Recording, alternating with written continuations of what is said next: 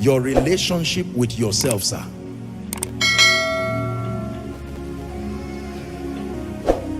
Your relationship with yourself. Matthew 22 and verse 29. Let me show you how much you have hated yourself. Matthew 22 and verse 29. 39, my apologies, 39. 22, 39. Let's do 38 and then we'll do 39 so that it makes sense. 38, 39, media. Matthew 22, 38, 39. And this is the first and great commandment. Jesus is speaking now verse 39.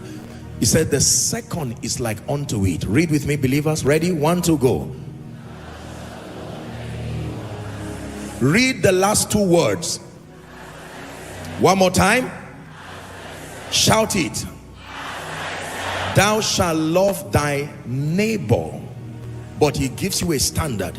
He says before you start thinking of loving your neighbor, leave your neighbor and do something with yourself.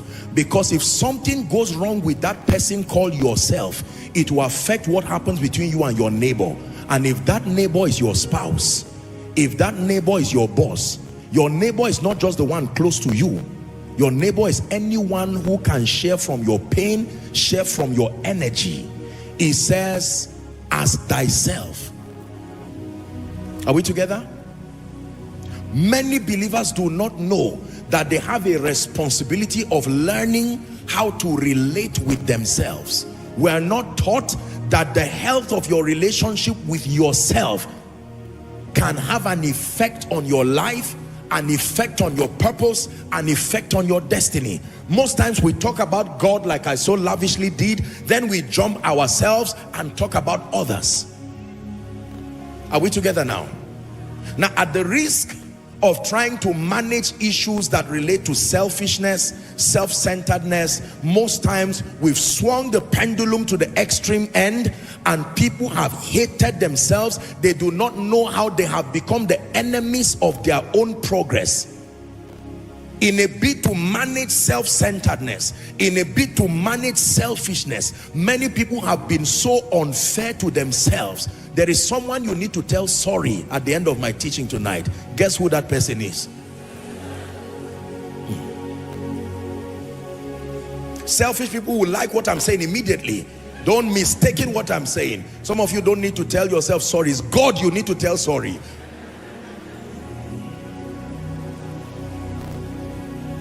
Say amen.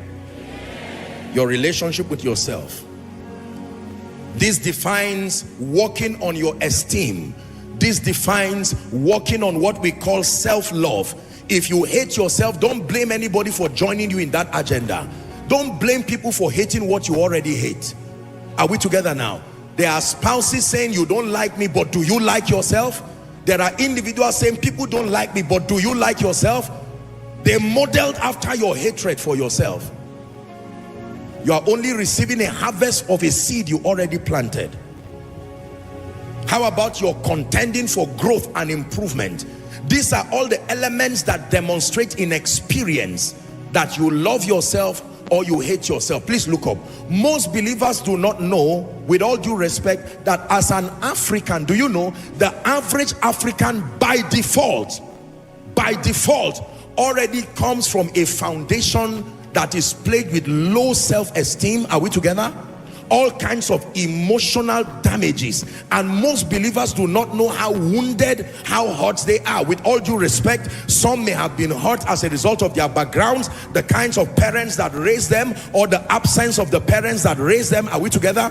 Some because of the nasty experiences that happened in their past, maybe some experience they may not want to talk about. Others, now the school system now collected the baton from poor parenthood and continued the journey. Individuals who bullied you in school, told you you have big head, told you you are this, told you you are that, you are an ugly lady. You didn't think that thing is a programming. They were writing something. By the time you became a teenager, you became aware of yourself. Those things started pushing you into a lifestyle that was unnecessary. Because some ignorant guy called you an ugly lady, you thought it did not matter. But now you look at the risk you have placed on your life because you are trying to manage and change that narrative. How about gentlemen? That's the major sponsor of joining occult groups, joining all kinds of, platforms that we have today that are self-destructive. Loving yourself. Many believers are plagued in church with low self-esteem, justifiably so, maybe because of the background, but they are not taught that you can be free from it. Like you heard me say, many will find themselves aggressive, hurting innocent people, and if you ask them what is wrong, they can't give language to what is wrong. What is wrong has a history they have not studied. They don't know why they easily hate people. They don't know why they cannot have 2 week structured friendship. They must say something, they must be angry. Something in them rejoices when someone is crying. They are not necessarily evil, they are wounded people. They find consolation in the pain of one because it seems to give a picture that we are all the same. They hate exceptional people. They hate prosperous people. They hate people doing well. They hate people rejoicing. Something within them. Who is learning? Loving yourself. Amazing how many people you are blamed for something you should take responsibility about. I am praying that God does not tempt me to digress, because what I want to say has to do with the issue of marriage. I don't talk so much about marriage, not because I don't have what to say. My epistle is coming. Oh, I have something to say. I certainly have something to say.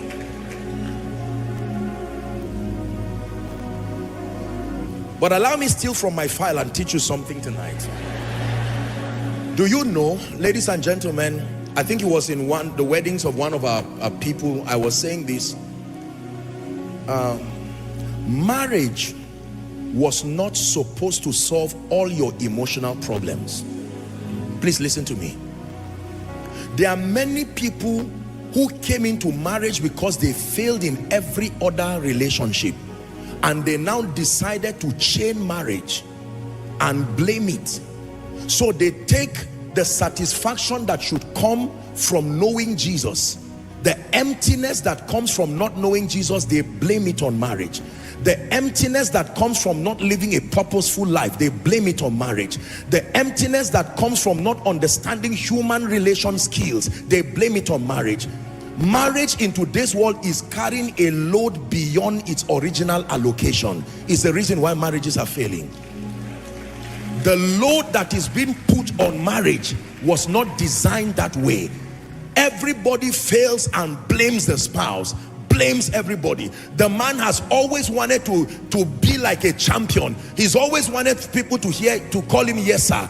And because he failed in being productive, he's not employed, he's not anything, and the scapegoat he finds is his wife, and he transfers the aggression that he would have gotten and blames it on the poor girl. Are we together? Don't say yes, listen.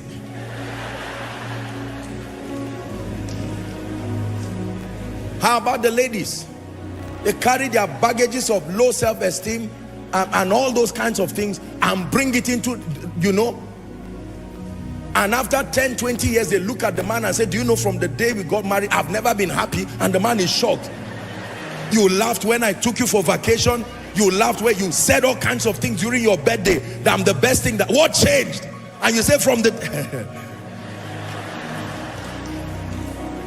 drama. Do you know why? Please look at me. There is a level of emotional satisfaction only knowing and loving Jesus can give you. There is a level of emotional satisfaction only discovering purpose can give you. There is a level of emotional satisfaction only relating with family members can give you. Not your wife, not your husband. There is a level of emotional satisfaction only being gainfully deployed, if not employed, can give you. If you are not gainfully employed, you can be gainfully deployed. Productivity controls that kind of passion and that satisfaction.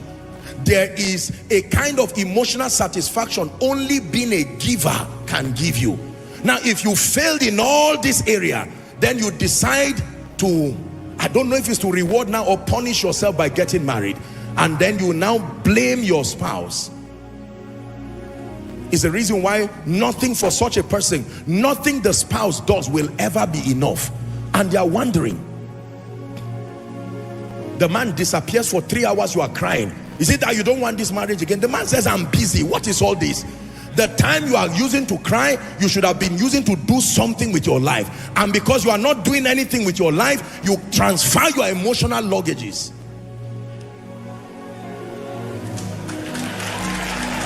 Okay, let me return it back. Let me return it back. Let me return it back. Zip it quietly. The Bible says, right, there's a time for the vision to speak. But have you learned something? So while you get angry, there are people like that. They call everybody getting angry. What is wrong with our relationship? Huh? You are not being serious again. You are not, is it that you are not my friend again? The person say, I'm busy. We were classmates in primary school. I'm now a senior executive. It's not pride. I am busy. Since you did not grow, that potential difference is too low. I don't hate you, but how do I now start bending backwards? People don't go, it's not a lie. Let me teach you something. Let me teach you something. And I'm not being sarcastic. There are many people who were so unfair to themselves. When everybody within their circle was growing, they were assuming relationships will remain like that. And now everybody has gone too far. It is a risk relating with them. Because everything you know is too classified. Their level of growth makes it a risk relating with them. It's not pride, it's the truth. If you sit with them, you can't discuss anything. They are still talking petty, childish, gossip things. You are talking about transcontinental impact. What do you now discuss with them? They have refused to grow. Do you know that can happen between a spouse?